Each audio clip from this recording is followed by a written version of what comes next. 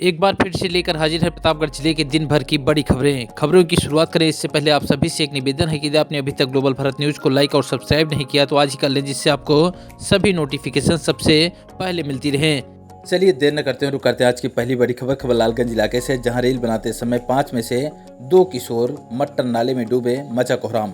बता दें कि मट्टर नाले में नहाते समय रील बनाने के प्रयास में 5 किशोरों में से 2 गहरे पानी में डूब गए। पुलिस और प्रशासन की मौजूदगी में पानी में डूबे मासूमों को निकालने के लिए तलाश जारी है। सोमवार को सांगीपुर इलाके के मुरैनी में मट्टर नाले में भूसू का पूर्वा पुल के समीप 5 किशोर नहा रहे थे। नहाते समय इनमें से कुछ बच्चे रील बनाने लगे। सांगीपुर थाना के मिश्रण का पूर्व निवासी जगेश्वर वर्मा का पुत्र गगन तथा रामसुमित गुप्ता का पुत्र धीरज अपने 3 अन्य साथियों के साथ सुबह करीब 8 बजे मट्टर नाले में नहाने गए थे। इसी बीच कुछ बच्चे रील बना रहे, तभी इनमें से धीरज और गगन गहरे पानी में चले गए। वहीं मट्टर नाले में नहा रहे रामचंद्र के पुत्र शुभम तथा जगेश्वर के पुत्र शैलेश दोनों साथियों को डूबता देख चीखने चिल्लाने लगे, जिसके बाद आसपास के लोग मौके पर पहुंचे। गोताखोर के अलावा अग्निशमन विभाग की टीम भी मौके पर पहुंची और नहर में डूबे दोनों युवकों की तलाश अभी भी जारी है।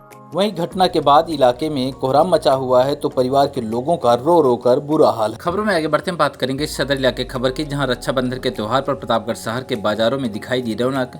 सुबह से ही पुलिस बल की रही बाजारों में तैनाती। बता दें कि रक्षाबंधन के त्योहार पर प्रतापगढ़ शहर के बाजारों में रौनक दिखाई दी। पूरे दिन बाजार में भारी भीड़ नजर आई। भीड़ के दृष्टिगत बाजारों में जगह जगह पुलिस बल की तैनाती की गई। मिठाई और रंग बिरंगी राखियों को सजी दुकानों पर खरीदारों की भारी भीड़ एकत्रित रही। भाई के लिए सबसे अलग राखी खरीदने के लिए बहनों में होड़ दिखाई दिया। इसी तरह सुरक्षा व्यवस्था के भी इलाके में व्यापक इंतजाम किए गए। वहीं प्रतापगढ़ के गांव से लेकर शहर तक राखी का यह पर्व धूमधाम के साथ मनाया गया। बहनों ने अपने भाइयों की कलाई में राखी बांधी और उनसे सुरक्षा का वचन लिया। इस दौरान भाइयों ने भी उन्हें गिफ्ट देकर उनके मान सम्मान की रक्षा करने का संकल्प लिया।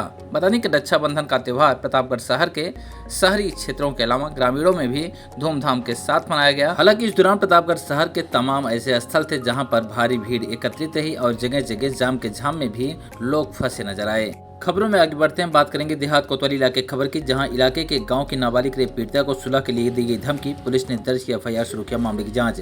जानकारी देते हुए सीओ सिटी शिवनारायण वैस ने बताया कि देहात कोतवाली इलाके के गांव की नाबालिग रेप पीड़िता को आरोपित ने सुलह के लिए धमकी दी। एसपी से शिकायत के बाद मामले में केस दर्ज किया गया है। पीड़िता के अनुसार पृथ्वीगंज के नंदू का पूर्वा के आरोपित अमित सिंह पर उसने इसी साल रेप का केस दर्ज कराया था। आरोपित इस समय जमानत पर छूटा है। पीड़िता का कहना है कि वह 10 अगस्त को मुकदमे की तारीख पर कोर्ट आई थी। बाहर निकलते ही 2 अन्य लोगों के साथ आए आरोपित ने उसका हाथ पकड़ लिया।